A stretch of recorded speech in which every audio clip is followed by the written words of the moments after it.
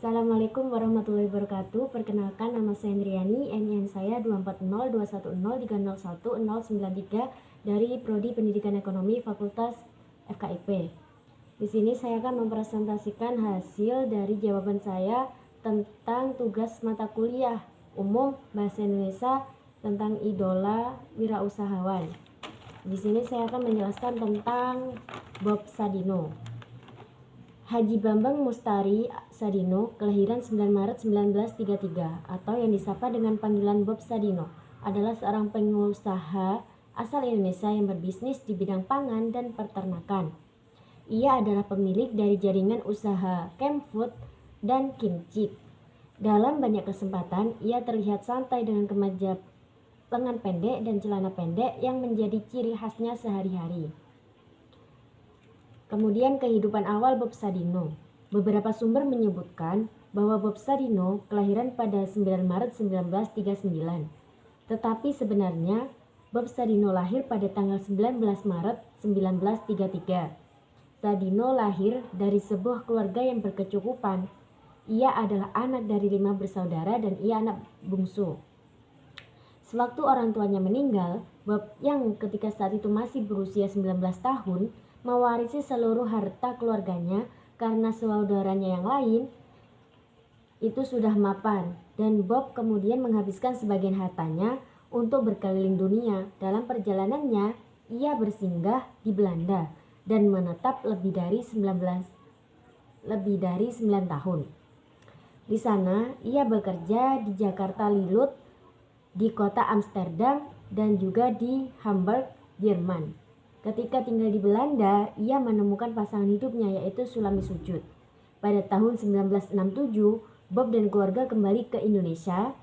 Ia membawa serta 2 Mercedes miliknya buatan tahun 1960-an. Salah satunya ia jual untuk membeli tanah di Kemang, Jakarta Selatan. Sementara yang lain tetap ia simpan.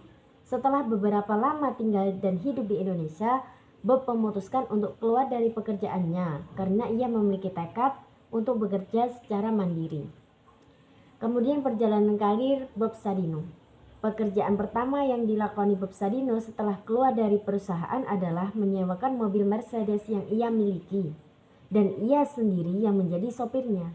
Namun sayang, suatu ketika ia mengalami kecelakaan yang mengakibatkan mobilnya mengalami kerusakan.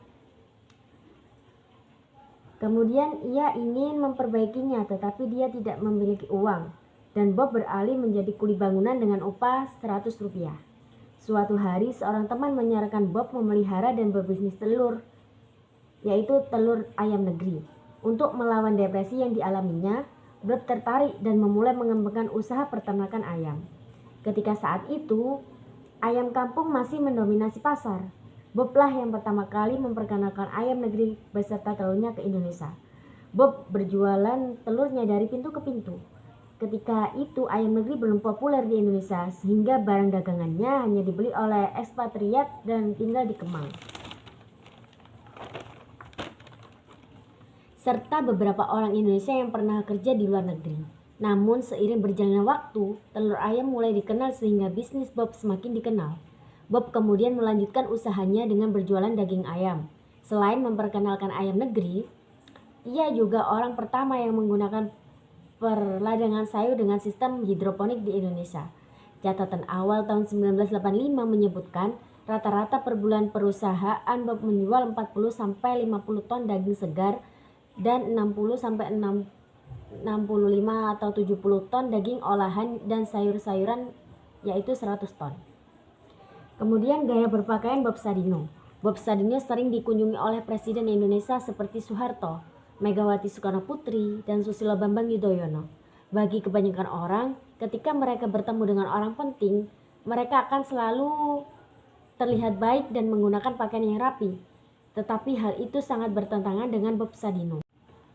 Bob Sadino tidak ragu untuk menggunakan celana pendek saat bertemu dengan orang penting, seolah baju atau celana pendek merupakan baju dinasnya.